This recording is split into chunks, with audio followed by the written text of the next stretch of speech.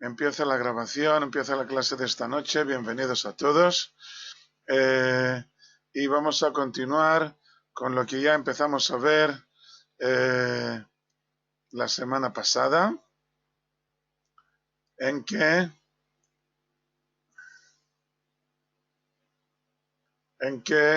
los filisteos raptan el arca de Dios. Así es uno de los versículos. Usa esta expresión de que los filisteos raptaron el arca de Dios y lo traen a Ashdod, que es una de las 5 ciudades de los filisteos, que luego las veremos mencionadas a continuación, y ponen el arca junto a su dios Dagón, y este dios a la mañana siguiente aparece tumbado en el suelo cara a tierra delante del arca del Señor, y luego lo levantaron de nuevo y a la mañana siguiente se encuentran con que Dagón ha vuelto a caer de cara al suelo, pero esta vez ha perdido la cabeza. La cabeza se le ha ido del cuerpo y también las 2 palmas de sus manos cortadas y han quedado encima del umbral, y solo Dagón quedaba sobre él, o sea, solamente el cuerpo de sardina. Todo lo demás se había roto. Y dice que por esto no pisan los sacerdotes de Dagón, ni todos los que entran en la casa de Dagón, no pisan el umbral de Dagón en Ashdod hasta hoy. Aquí terminamos la clase de la semana pasada. Y vamos a continuar ahora con los desastres, la pesadilla que hay en la Filistea, en el campo de los filisteos, a causa del arca del Señor. Versículo 6. Y pesó la mano del Señor sobre los ashdoditas y los desoló, y los hirió con almorranas a Ashdod y sus fronteras. Veamos lo que dice aquí, que es una epidemia terrible, que no comenzó con las hemorroides, ni fueran estas una simple inflamación de las venas del recto. Dice el Midrash que la epidemia comenzó con la aparición de las ratas, que les mordían cuando iban a defecar y causaban el desprendimiento del intestino del ano, o sea que desconectaban el intestino del ano, de la carne a la que está sujeta. Por supuesto que aparte del terrible dolor, esto causaba grandes infecciones que causaban la enfermedad y la muerte de los filisteos. O sea, por supuesto que el mordisco de las ratas, esto no mataba a nadie, pero sí la infección que venía a continuación. Cierto que en todo el texto que habla de la epidemia, no se mencionan las ratas, pero a la hora de traer el regalo para el Señor, vemos que incluyeron unas figurillas de ratas, por lo que está muy clara la explicación que nos trae el Midrash. Versículo 7. Y vieron los hombres de Ashdod que era así, y dijeron: no esté el arca de Dios de Israel con nosotros, pues pesó su mano sobre nosotros y sobre Dagón nuestro Dios. Y enviaron y reunieron a todos los príncipes de los filisteos a ellos, y dijeron: ¿qué haremos con el arca del Dios de Israel? Y ellos respondieron: a Gat gire el arca del Dios de Israel. Y giraron el arca de Dios de Israel, se la enviaron a Gat. Es otra de las 5 ciudades filisteas lejos de Ashdod. Está relativamente lejos de Ashdod. Podrían haber enviado el arca a Ashkelon, a unos 14 kilómetros al sur. Aquí está Ashdod y aquí está Ashkelon, 14 kilómetros, en lugar de enviarla a Gat, que está a más de 22 kilómetros. Supongo que lo hacen porque quieren demostrar que ha sido solo por casualidad. Si la hubieran enviado a Ashkelon, también ciudad cercana al mar, podría ocurrir que las ratas llegaran fácilmente a esta localidad desde Ashdod. La envían a Gat, que está más lejos y no es litoral, para ver qué ocurre, si es efectivamente la presencia del arca la que ha causado la plaga.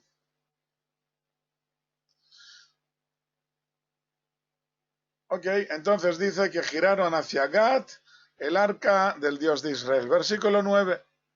Y sucedió, después de que la giraron, estuvo la mano del Señor contra la ciudad en muy gran confusión, e hirió a los hombres de la ciudad desde el menor hasta el mayor, y les fueron encubiertas las almorranas.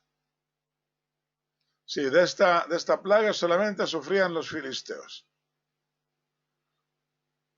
Encubiertas las almorranas es una expresión extraña, traducida de diferentes modos para que tenga algún sentido. Los comentaristas dicen que se usa este participio verbal, encubiertas, para indicar que era una plaga que intentaban encubrir. La cuestión es si querían ocultar solo el lugar del cuerpo en que sufrían la plaga, o si querían encubrir el mero hecho de que existiera. No puede ser. Será mejor decidir que todos son casualidades, que no tienen nada que ver con la presencia del arca. Hoy en día dirían que es el resultado de las malas condiciones higiénicas que suelen reinar después de una guerra, en que seguramente no había muchos heridos, aparte de los muertos. No limpiaron bien las heridas, se acumuló mucha sangre en algún lugar y las ratas encontraron allí un buen hábitat. Esto no responde a la pregunta que se hacen los mismos filisteos. ¿Por qué la epidemia aparece precisamente en el lugar en que está el arca del Dios de Israel? Tampoco explica por qué las ratas se dedicaban a morder el ano de los filisteos más que cualquier otro lugar del cuerpo. Estoy seguro de que los filisteos ya habían pensado en algo así, en que había problemas de higiene, para no tener que adjudicar esta victoria al Dios de Israel. Pero se les hace más y más claro que no hay otra respuesta. Hay otra explicación que dice, ¿por qué dice encubiertas las almorranas? Que dice que la herida era más profunda, que las ratas mordían muy adentro, por lo que era mucho más peligrosa y mortal.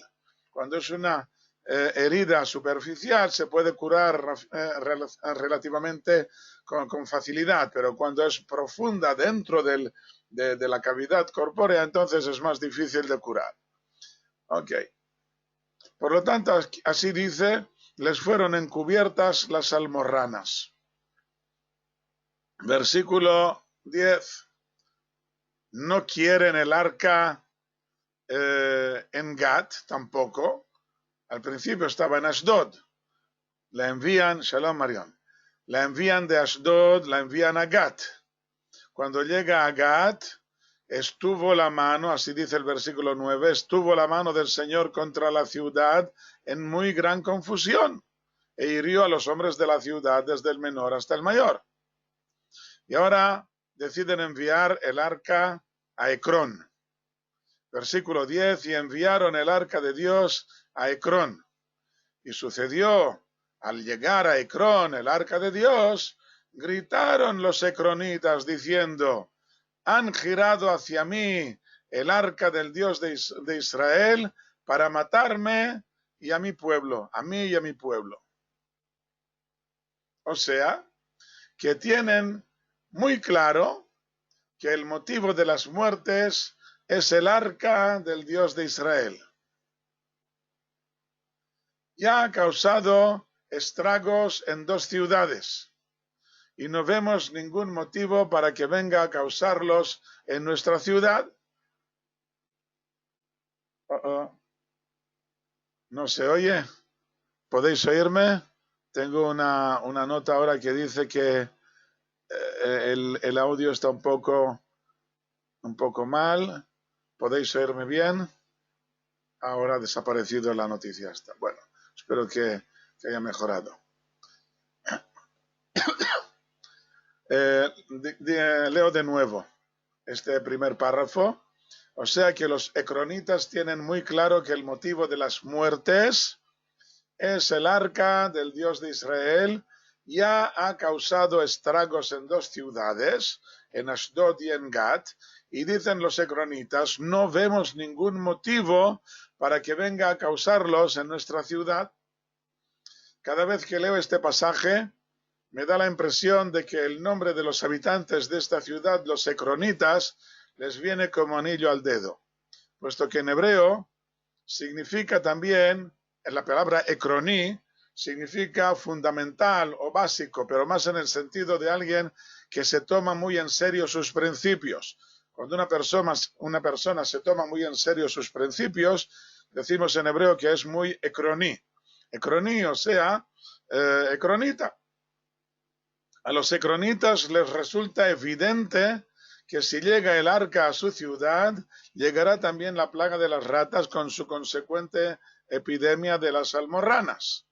Y tienen toda la razón al protestar por esta medida tomada por los líderes.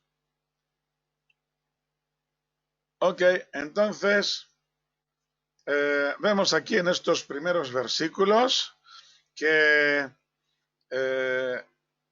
con la presencia del arca del Dios de Israel en el campo de los filisteos, se desata allí una gran epidemia, a pesar de que de momento hable solamente de las almorranas. Yo ya os adelanto de que se trata en realidad de una epidemia, de una plaga de ratas, las ratas que se propagan por todo el territorio y son las que causan el problema que no tengo otra palabra para traducirlo, las almorranas, pero que en realidad no es solamente una inflamación de las venas en el ano, sino que se trata de que las ratas les mordían allí y les arrancaban el intestino, una plaga efectivamente muy grave, muy cruel, muy especial. Versículo 11. Y enviaron y reunieron a todos los príncipes de los filisteos y dijeron, expulsad de aquí el arca del Dios de Israel y que vuelva a su sitio, para que no nos mate a nosotros y a nuestro pueblo, porque había un pánico mortal por toda la ciudad. Muy pesada se hizo allí la mano de Dios. Y los hombres que no murieron fueron heridos con almorranas y subió el clamor de la ciudad hasta el cielo.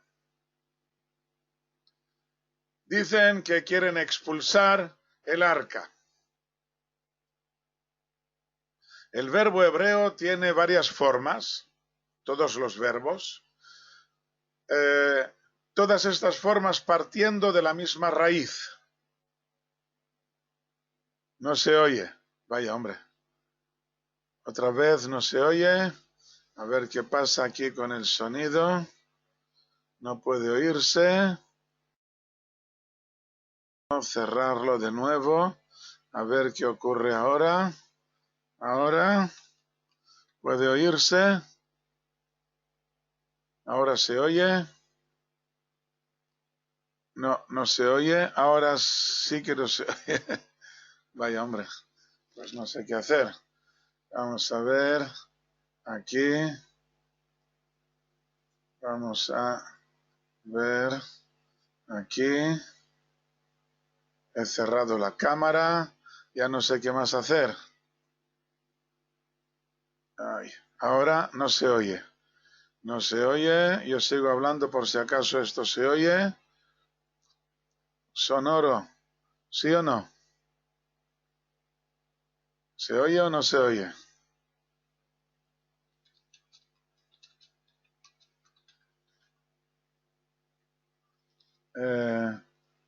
Está, sí, ya lo sé, que está en, no se oye, adiós sonido, adiós.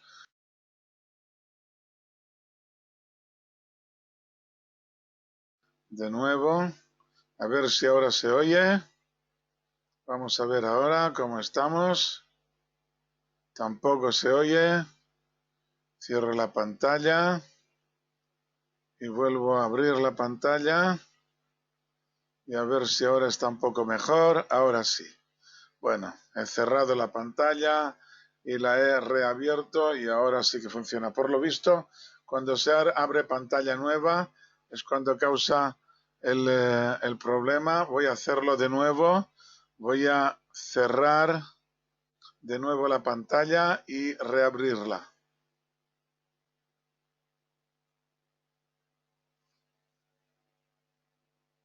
Vamos a ver. Ahora puede oírse un poco mejor. Abriendo y cerrando la pantalla esta. Sigue entrecortado. Que alguien me lo diga. Sí, recuperado. Bueno, pues vamos a por los verbos en hebreo. Entrecortado aún. Y eco. Vaya, hombre. Vuelvo a abrir. Y ahora se oye un poco mejor. Ahora puede oírse. Bien, ahora bien. Vale. Bueno, entonces volvemos a la página. Muy bien. El verbo hebreo tiene varias formas, todas partiendo de la misma raíz. La forma sencilla, pa'al. La forma pi'el, la de if'il y la de hitpa'el. Y luego sus respectivas formas pasivas de nif'al, pu'al, uf'al y otpa'el. Y cambia de sentido el sentido del verbo de una forma a otra, por supuesto. Para esto están estas formas, para que cambie el sentido. No pretendo enseñaros ahora el hebreo, sino que esto debe tenerse en cuenta a la hora de traducir el verbo. Debemos saber, debemos tener en cuenta en qué forma está este verbo. Vamos a lo nuestro. El verbo shalach, por ejemplo, en su forma sencilla, shalach, significa enviar, mientras que en su forma de pi'el, shilach, significa dejar ir o expulsar. O sea, cuando yo digo el verbo shalach, significa que lo he enviado marcando cuál es la dirección. Yo tengo una dirección y lo envío con una dirección determinada. Pero cuando uso este verbo en la forma de pi'el, shilach, significa que lo dejo suelto para que se vaya donde le dé la gana. Dejarlo ir o expulsarlo. El texto que tenemos delante pasa de una forma a otra en estos versículos. Cuando habla de enviar el arca del Señor de un lugar a otro, pasa de una forma a otra, del shalach, que es la forma sencilla y que significa enviar, a la forma de shilach, que significa dejar ir o expulsar. De un modo que hace dudar a los traductores si se refiere a un significado o al otro, a pesar de haber cambiado la forma. O sea, si estuviéramos traduciendo un texto cualquiera, entonces yo diría, bueno, aquí está en la forma pa'al y aquí está en la forma piel y lo traduzco de formas diferentes. Pero aquí nos hace dudar porque pasa de una forma a otra y no tiene un sentido lógico. Por esto tal vez encontréis una traducción en que este versículo nos diga que enviaron el arca, en lugar de decir que la expulsaron o que la dejaron ir. Nuestro versículo dice que ya no quieren mandar el arca a otra ciudad, sino que sencillamente no quieren que esté en su ciudad y quieren dejarla ir a donde quiera, o sea, quieren expulsarla de su ciudad sin que les importe a dónde se vaya esta arca. Esto es lo que dicen aquí, versículo 11. Enviaron y reunieron a todos los príncipes de los filisteos y dijeron: dejad ir de aquí el arca, expulsadla, quitadla de aquí, que vuelva a su sitio para que no nos mate a nosotros y a nuestro pueblo, porque había un pánico mortal por toda la ciudad, muy pesada se hizo la mano de Dios allí.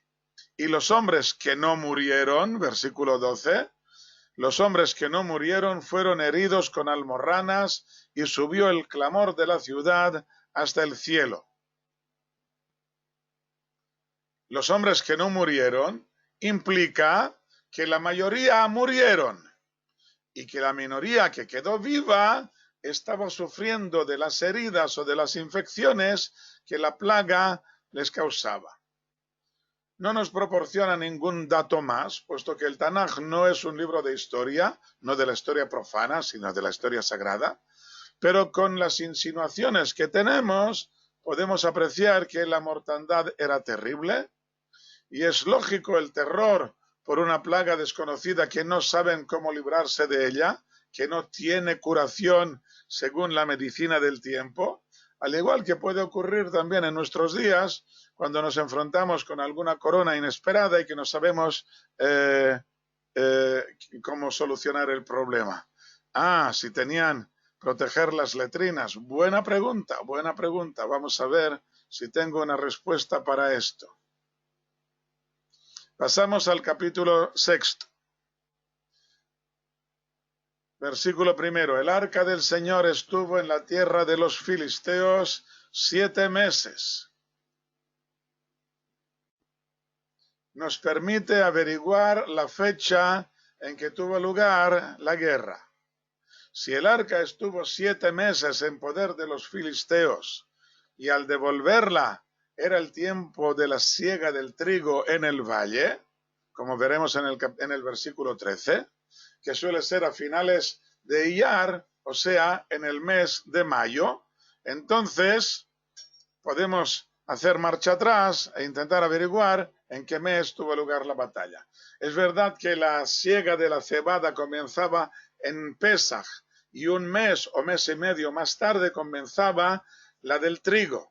En España se siega el trigo a principios de junio, pero en Israel se hacía a medianos de mayo, porque debemos tener en cuenta que nuestra zona es más cálida que el levante español y más aún en el valle, por lo que no debe extrañarnos que la cosecha esté lista más temprano. Si contamos 7 meses hacia atrás, nos dará el mes de Heshvan, que corresponde a octubre-noviembre, más o menos, que es cuando tuvo lugar la batalla y cuando raptaron el arca de Dios. Versículo 2. Entonces los filisteos llamaron a los sacerdotes y a los adivinos diciendo: ¿qué haremos con el arca del Señor? Anunciadnos cómo la hemos de enviar a su lugar. Y ellos dijeron: si enviáis el arca del Dios de Israel, no la enviéis vacía, sino que le devolveréis un asham, o sea, una ofrenda por la culpa. Entonces seréis sanados y conoceréis por qué su mano no se ha apartado de vosotros hasta ahora.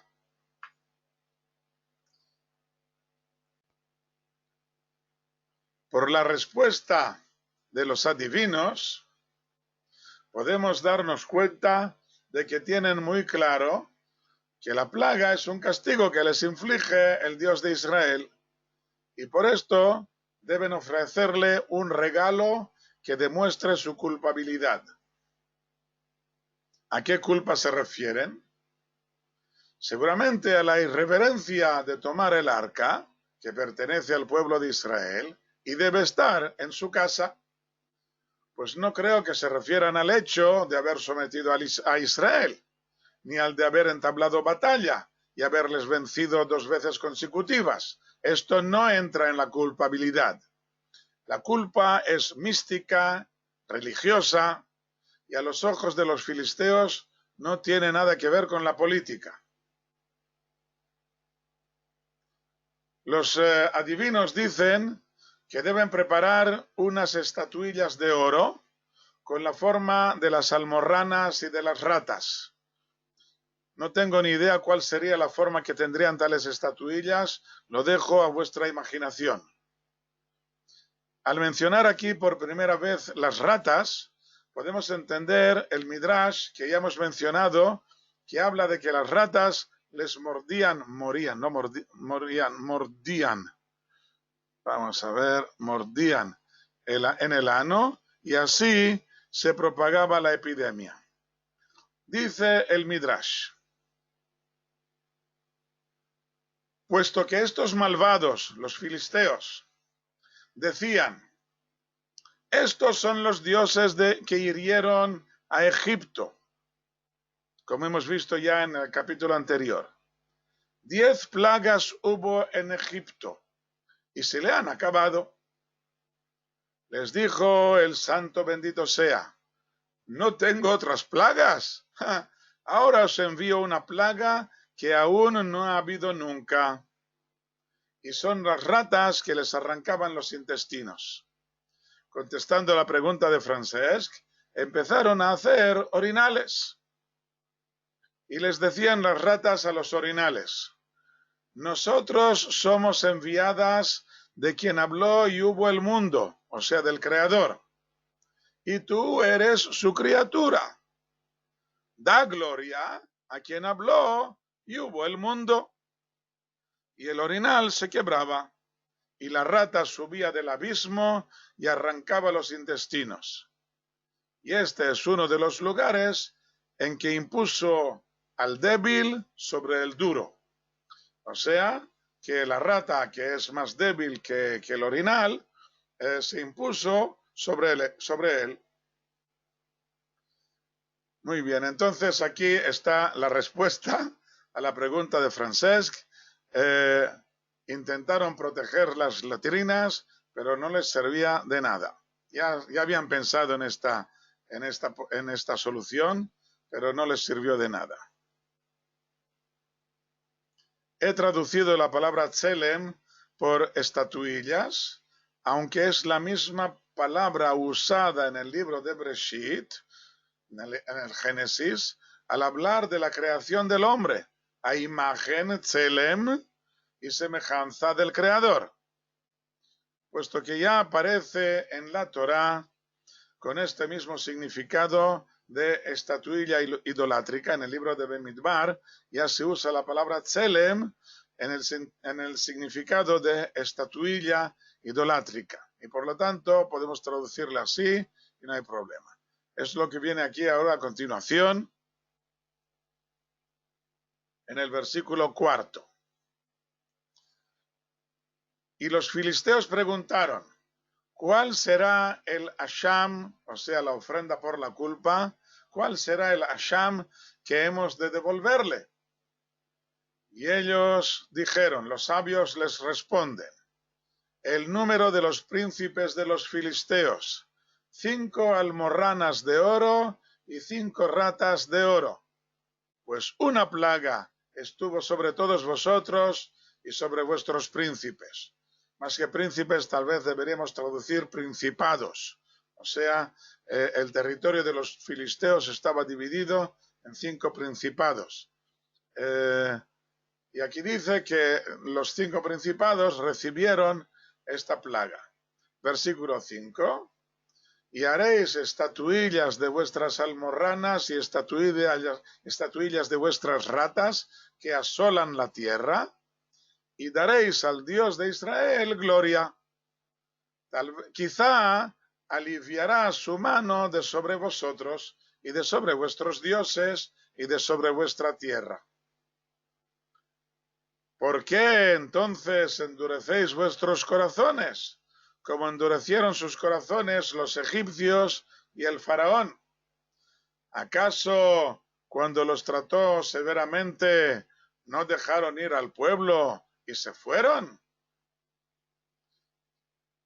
Ok, entonces aquí dice que está claro que el motivo de la plaga es la presencia del arca del Dios de Israel.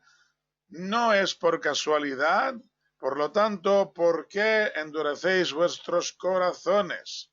Y lo dejáis todo diciendo que es por casualidad. ¿A quién se refiere? No se refiere a la plebe. La plebe tiene muy claro de que la plaga es consecuencia de la presencia del arca. El que por lo visto no lo tenía tan claro o no quería hacerle caso a esto eran los príncipes. ¿Por qué endurecéis vuestros corazones? Volvamos un poco al hebreo. Aquí se usa el verbo kabed, que normalmente se traduce por honrar y que tiene la misma raíz que kaved, que significa pesado, con B alta o con B baja, con el puntito dentro de la bet aquí o sin el puntito. Kabed es el verbo y kaved es pesado. En hebreo el verbo kabed, honrar, tiene el significado de dar peso a algo. Y su contrario sería kilel, de la raíz kal, que significa ligero. Si le damos peso a algo, significa que lo honramos. Y lo contrario es tomárselo a la ligera, maldecir. Aquí podríamos traducir, ¿por qué honráis a vuestros corazones? ¿Por qué les dais peso a vuestros corazones? Es la misma expresión que encontramos en las plagas de Egipto, cuando el Creador le dice a Moshe, es pesado el corazón del faraón, se niega a enviar al pueblo. En lugar de traducir es pesado el corazón del faraón, podría traducirse que honraban más, el faraón honraba más a su propio corazón, a su propia personalidad, a su propia intención, que a la divina. Y por esto se negaba a enviar al pueblo. Continúa el versículo 6 diciendo, ¿acaso cuando los trató severamente no dejaron ir al pueblo y se fueron? Es otro verbo problemático a la hora de traducirlo. También aparece en las plagas de Egipto. Sí, a su ego. También aparece en las plagas de Egipto. En el capítulo 10 del libro de Shemot, del Éxodo, y para que cuentes a tu hijo y a tu nieto cómo traté duramente a los egipcios y cómo he mostrado mis señales entre ellos, para que sepáis que yo soy el Señor. Bueno, en primer lugar, es un verbo reflexivo y según su raíz implicaría algo así como subirse o ensalzarse en ellos. O sea que Dios se gloria en ellos. No podemos decir que Dios se vanagloria en ellos porque no era una gloria vana, pero sí que se gloriaba en ellos. En la Biblia de Ferrara lo traduce sencillamente como obrar, como explica uno de los comentaristas, mientras que otros comentaristas lo traducen por burlarse. La traducción de tratar duramente, que es la que yo he usado, es la opción que toma otro de los comentaristas, y todas estas traducciones tienen un punto en común, que es el de demostrar la superioridad del Creador, o sea que se ensalza sobre todos ellos. Ok, entonces podemos dejarlo, en realidad podemos dejarlo como dice la Biblia de Ferrara, en que Dios obró en ellos. ¿Acaso cuando Dios obró en ellos no lo dejaron no dejaron ir al pueblo? Pero es verdad lo que dice, que esta obra fue muy dura, fueron las 10 plagas. Por lo tanto, esta traducción no va en contra de su sentido, pero tal vez no sea la más al pie de la letra. Muy bien, entonces dice que hay que devolver el arca y no enviarla vacía, sino que hay que devolver algo más, un asham, junto con el arca. Pero quiero añadir algo más, dicen los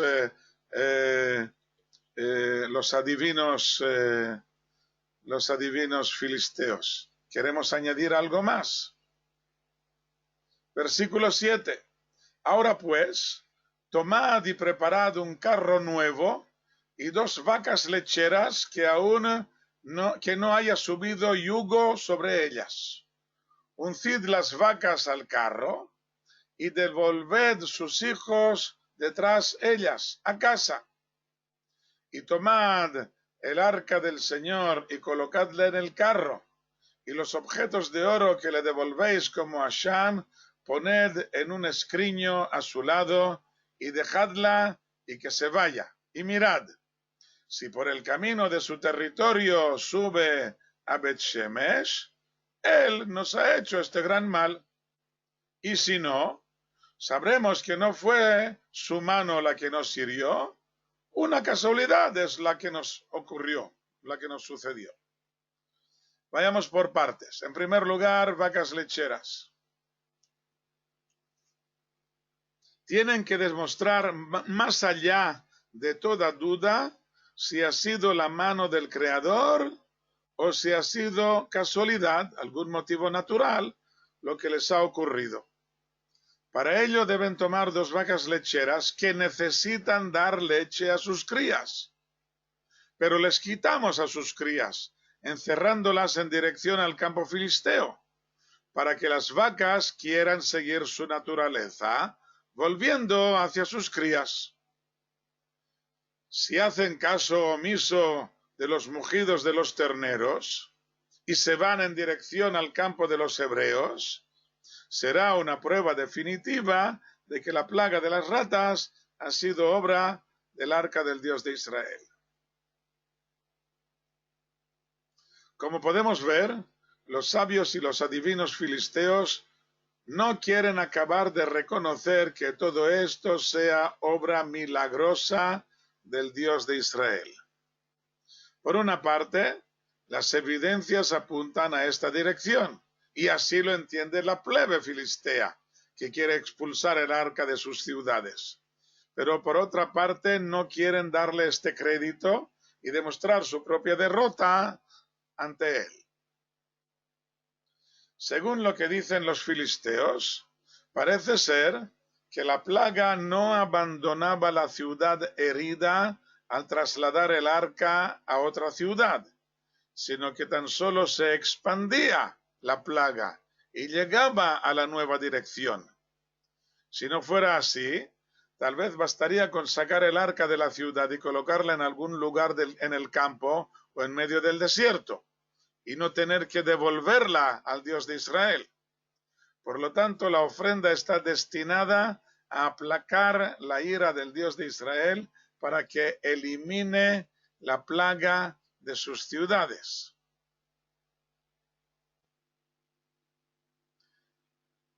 Y dicen los sabios, tomad el arca y colocadle en el carro, y los objetos de oro que le devolvéis como asham, poned en un escriño a su lado. ¿Conocéis esta palabra? ¿Alguien sabe qué significa un escriño? Bueno, por el contexto ya lo sabemos, pero es una palabra un poco rara, pero está en el diccionario. Escriño es la palabra que usa Rashi para traducir el hebreo argaz, cuya etimología no está muy clara.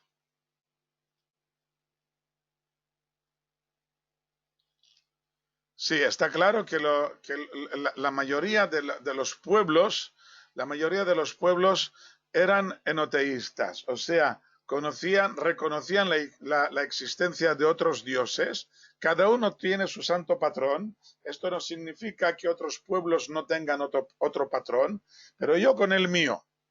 El pueblo de Israel es el único que es verdaderamente monoteísta, que solamente acepta su propio Dios y no acepta la idea de que haya otros dioses.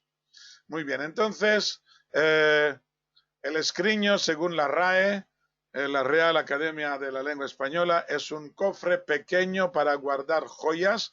Hay otras dos o tres explicaciones o tres posibilidades de significado del escriño, pero como ya digo, esta palabra escriño la usa Rashi, que era un sabio francés que vivía en Troyes, que está a unos 100 kilómetros al sur de París, o tal vez un poco más, pero conocía esta palabra, escriño, y la escribe así tal cual. He visto en algún lugar, que ahora no puedo recordar ni encontrar, que la raíz de argaz es ragaz, que significa excitar o hacer enfadar.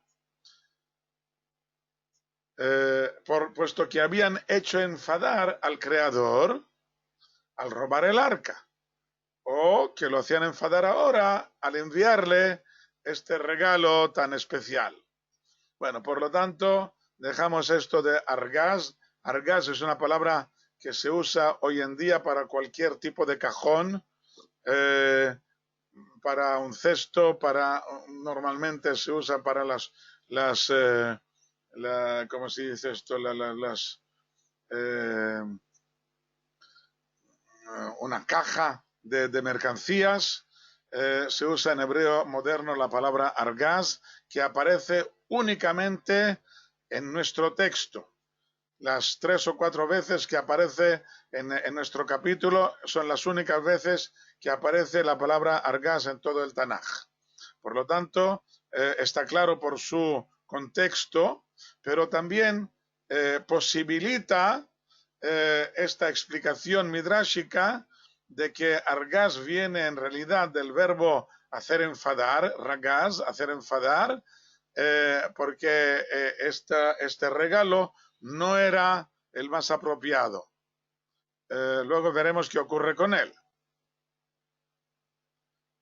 Bueno, entonces habíamos dicho, versículo 9, mirad si por el camino de su territorio sube en dirección a Bet Shemesh, que está en el territorio de los judíos, entonces él nos ha hecho este gran mal. Y si no, sabremos que no fue su mano la que nos hirió, sino que fue una casualidad. Versículo 10.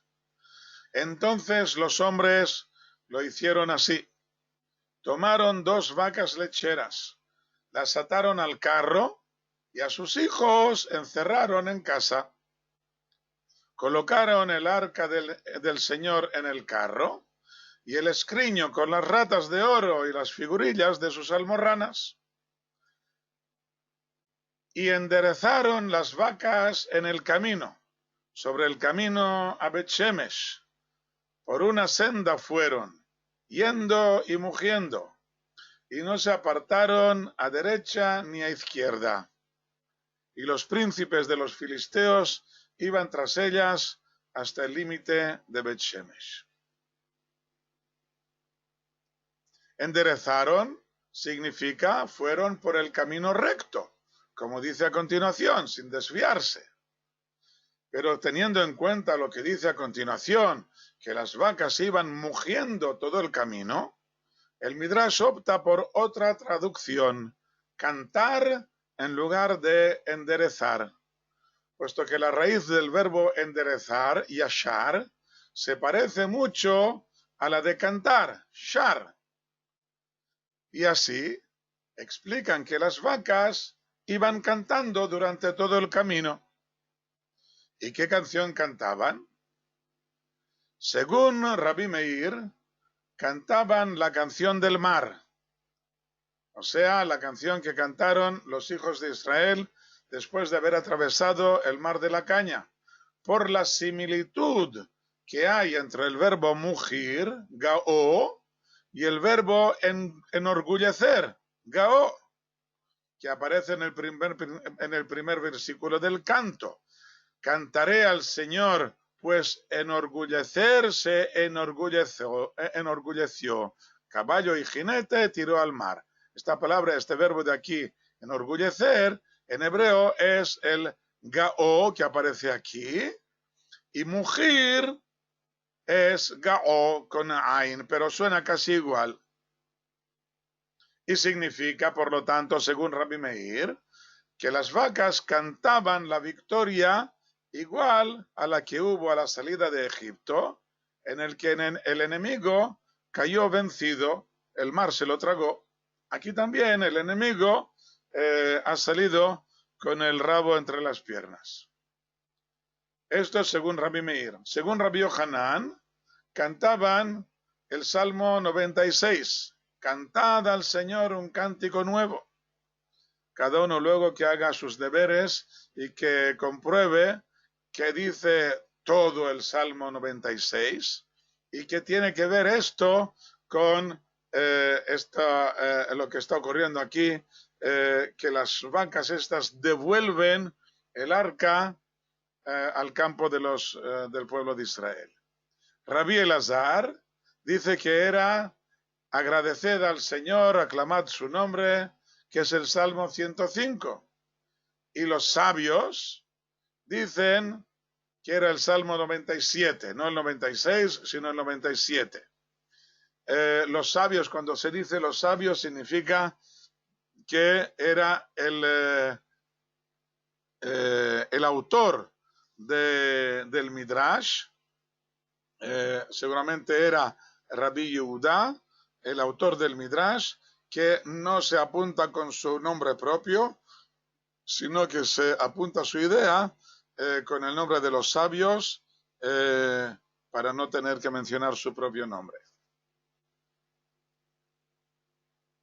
El Midrash Tana de Beliau dice que la canción que cantaban era la siguiente: canta, oh acacia, aviéntate con gran majestad, oh reforzada con bordados de oro, oh alabada en el santuario y en el palacio, oh envuelta por los dos querubines.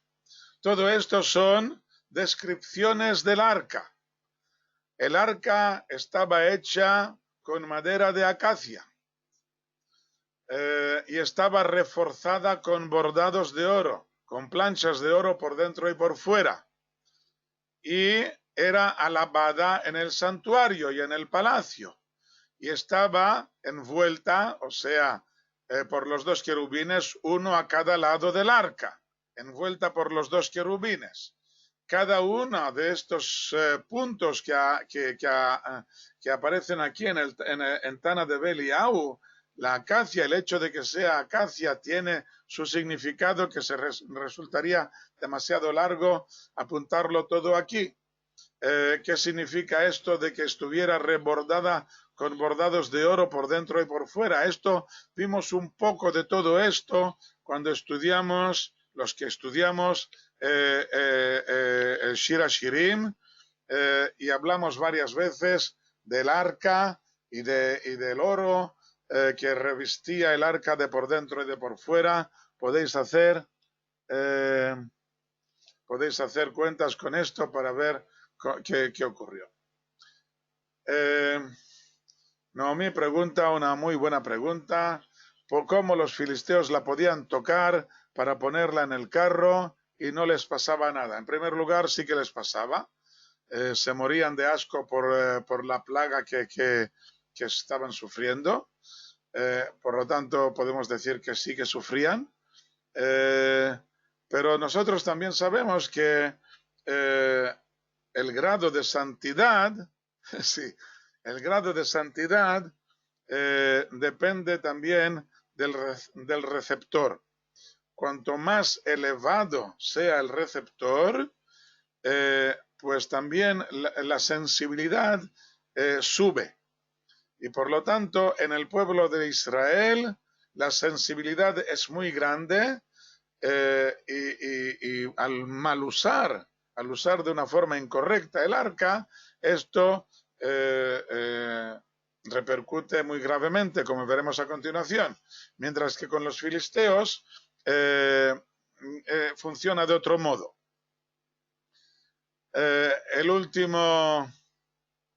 La última cita del Midrash dice Rabbi Shmuel: ¿cuánto trabajó el hijo de Amram para enseñar a cantar a los levitas en el templo?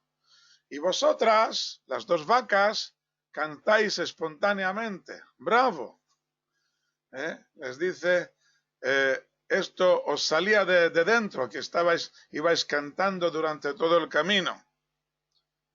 Muy bien. Por supuesto que este canto no era inteligible para las personas, para los filisteos que iban siguiendo tras el arca, tras el carro, no era inteligible para ellos, pero tal vez sí, al ver a las vacas que iban tan derecho, tan recto en dirección al campo de Israel y que iban mugiendo durante todo el camino sin desviarse ni por un solo momento, creo que les quedó muy claro cada una de estas posibilidades que vemos aquí en los Salmos 66, 67, 105, en el Cántico del Mar.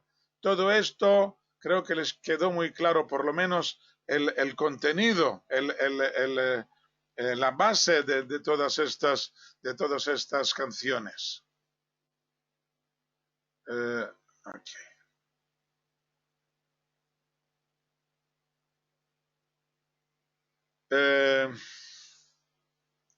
Versículo, ¿dónde estamos? Sí, versículo 13.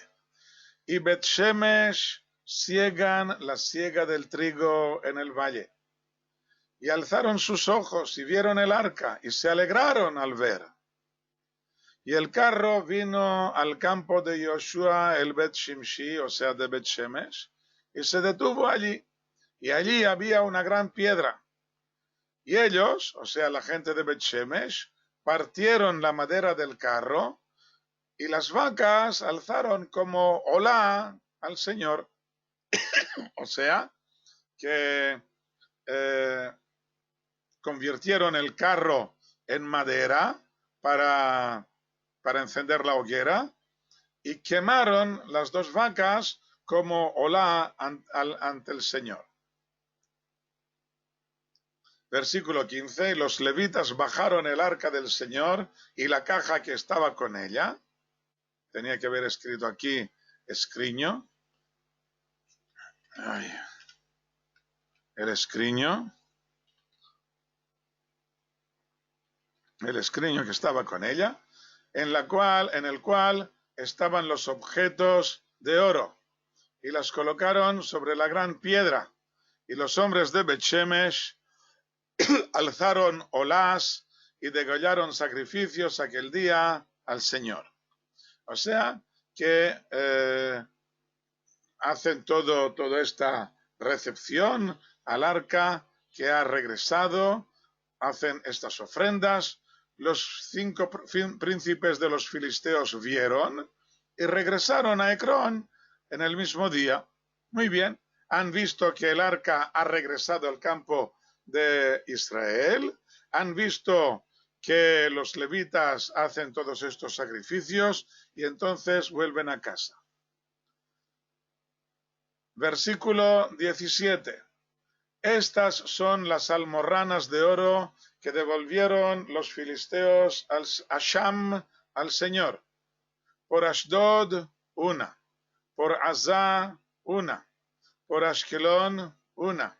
Por Gat, una. Y por Ecrón, una. O sea, 5 almorranas de oro, como habían dicho los sabios. Versículo 18. Y ratones de oro, según el número de todas las ciudades de los filisteos por los 5 príncipes, desde ciudad fortificada hasta aldea desguarnecida, y hasta la gran piedra sobre la cual colocaron el arca del Señor, hasta el día de hoy en el campo de Yoshua el Bet-Shimshi. O sea, que con los ratones no se contentaron con enviar 5 ratones de oro, sino que cada pueblo y cada ciudad hizo su propia rata de oro y las ofrecieron allí. Había muchísimas ratas dentro del escriño. Y hasta la gran piedra sobre la cual colocaran el arca del Señor. El texto cambia una de las letras. De modo que en lugar de decir piedra, Even, dice duelo, Evel. A causa del desastre que veremos a continuación, Por desgracia, el rastro de esta piedra se ha perdido con el tiempo, no sabemos dónde estaba exactamente esta piedra, pero no tiene importancia.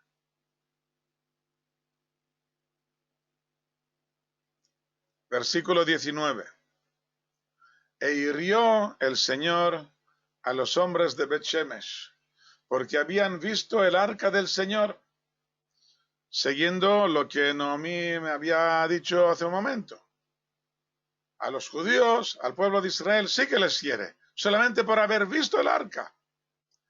E hirió en el pueblo a 70 hombres, 50,000 hombres.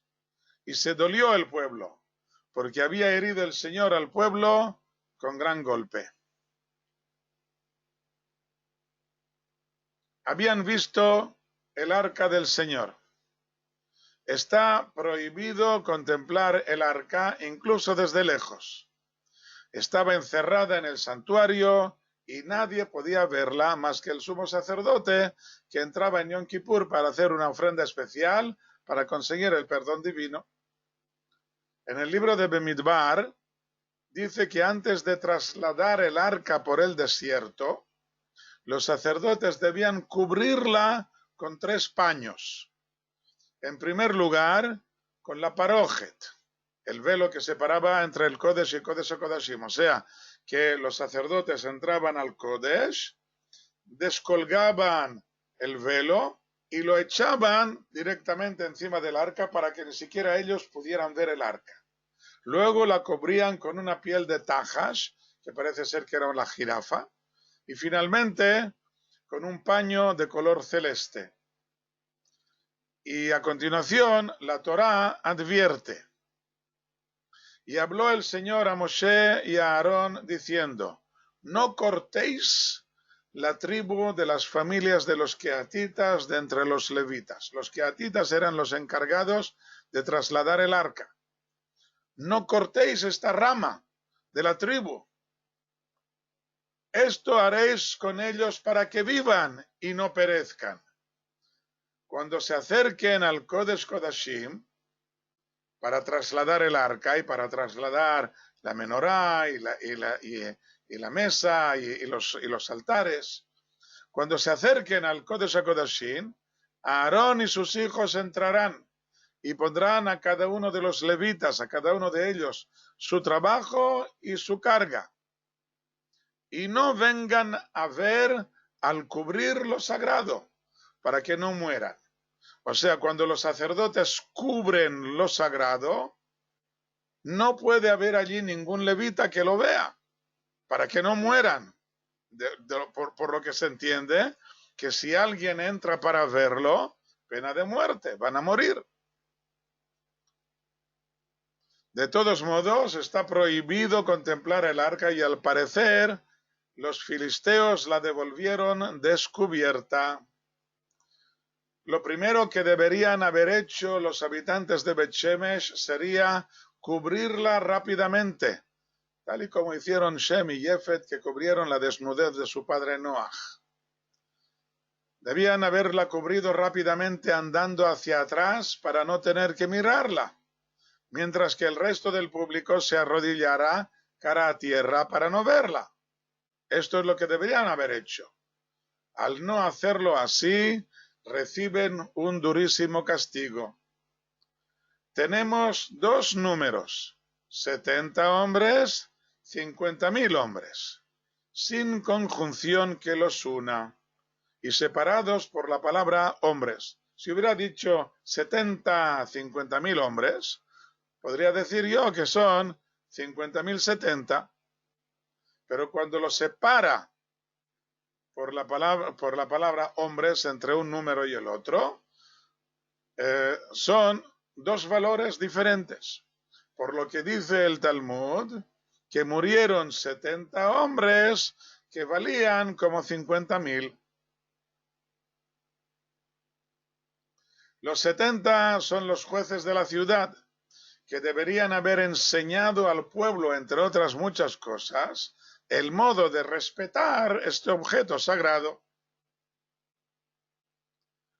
El Talmud añade otro punto, que la gente de Bet-Shemesh hablaba sin respeto. ¿Quién te hizo enfadar, que te enfadaste? ¿Y quién vino a calmarte? Refiriéndose a la derrota en el campo de batalla que demostraba el enfado y al hecho de que ahora el arca regresaba sola sobre un carro tirado por 2 vacas, hablaron descaradamente y respetuosamente, y con esto se merecen el castigo indicado según una segunda opción del Talmud, que dice que fueron 50.000 los muertos, que cada uno de ellos valía como los 70 del tribunal. Erais sabios, teníais inteligencia, pero no sabíais usarla correctamente. Veamos otro midrash muy parecido. Tana de Eliyahu. En todas las ocasiones el Creador castiga medida por medida. Si tú haces esto, pues recibes lo mismo. Como Adler. Siendo que las acusaciones de mis hijos estaban mal, salieron a la guerra, siendo que las actuaciones de mis hijos estaban mal, salieron a la guerra y cayeron unos 4.000 de Israel. Esto fue la primera batalla. Dijeron, ¿por qué nos ha derrotado el Señor? Dice el Señor, cuando se portaban mal en mis patios y en mi tabernáculo, no decíais nada. No había ningún sabio que viniera a corregir a los sacerdotes. Por esto murieron los primeros 4.000. Enviaron a buscar el arca y gritaron con gran clamor, vacío de sentido. Sobre este clamor dice en el libro de Jeremías, levantó sobre mí su emoción, por esto la odié, porque esta emoción estaba vacía de sentido, no tenía sentido. Y por esto murieron en la segunda batalla 30.000 personas y el arca fue secuestrada. Continúa el Midrash diciendo, contra los filisteos también cayó un gran golpe, como dice, llamaron los filisteos a los sacerdotes y a los adivinos. Y a pesar de ser sacerdotes de ídolo, tenían respeto, ya que dijeron, no la enviéis vacía. Y cuando regresó el arca, y estaba a unos 2.000 codos de Bet-Shemesh, dijeron, le quitaremos las vestiduras y las esconderemos. O sea, quitaron las cubiertas, que hasta en aquel momento el arca estaba cubierta. Le quitaremos las vestiduras y las esconderemos y veremos qué hacen a sus dioses, a quienes hemos honrado.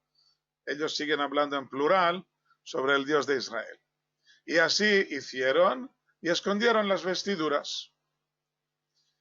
En cuanto vieron el arca, la gente de Bet-Shemesh deberían haber tomado sus propias vestiduras. Cada persona debería haber tomado su propia vestidura y quedarse desnudo y postrarse ante el arca 1 o 2 o 3 horas hasta que se cubriera el arca del Rey de Reyes, el Santo bendito sea.